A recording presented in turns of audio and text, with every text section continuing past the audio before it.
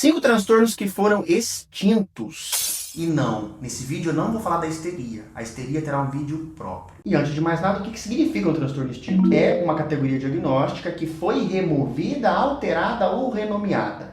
Vamos para o primeiro deles. Transtorno da personalidade passiva-agressiva. É um transtorno descrito no DSM-3, em 1980, excluído no DSM-4, em 94. O nome desse transtorno baseia na ideia de que esses indivíduos exprimem de forma passiva uma agressividade escondida. Em relação ao comportamento social deles, geralmente são pessimistas em relação ao seu futuro, não percebem o seu comportamento e acham que a responsabilidade pelos seus erros são dos outros. É um transtorno que sim, parece o TOD, inclusive nas características associadas, diz que é um desenvolvimento do transtorno de oposição desafiante. E aí tem um problema, porque o TOD ele pode persistir na adolescência e vida de adulto.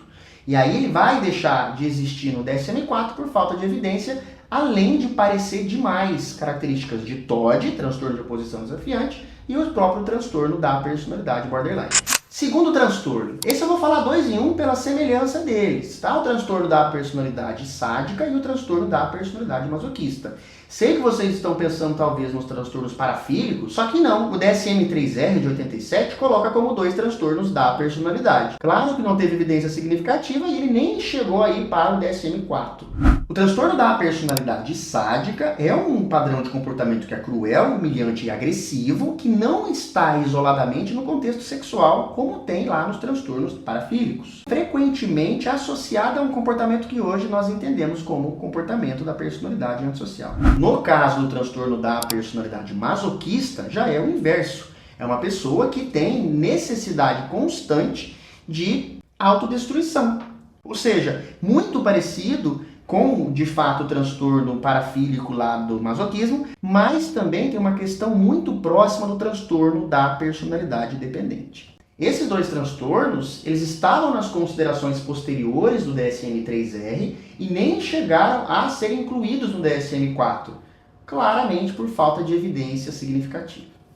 Terceiro transtorno, a hipocondria. Apesar de ela ter mudado de nome, o termo hipocondria foi removido no DSM-5, em 2013. Ele está presente no DSM-4, de 94, e no DSM-4-TR, de 2000. Esse transtorno ele ainda existe, mas como transtorno de ansiedade de doença. A palavra hipocondria ela tem um termo estigmatizante. Ah, ele é hipocondríaco, ela é hipocondríaca, eu sou hipocondríaco. Por exemplo, o retardo mental depois se torna transtorno de deficiência intelectual e hoje transtorno de desenvolvimento intelectual. Ela passa a ter 2 características diagnósticas diferentes, transtorno de sintoma somático e transtorno de ansiedade de doença, e é mantido no DSM-5-TR também com esses 2 nomes. E vocês vão perceber que alguns transtornos mudam de nome porque, infelizmente, a turma do fundão estigmatiza e usa os transtornos mentais como forma pejorativa. O 4º nome na lista foi considerado transtorno mental até 1973. Mas em 1980 ele volta como transtorno da orientação sexual ergodistônica, se mantém até o DSM-3R em 87 e ele é removido, obviamente, por um caráter lógico. Homossexualidade não é um transtorno. Ele é retirado do DSM, só que a CID, a Classificação Internacional de Doenças, percebe esse grande erro e essa dívida histórica com essa população. Se o 4º nome já é absurdo, o 5º também.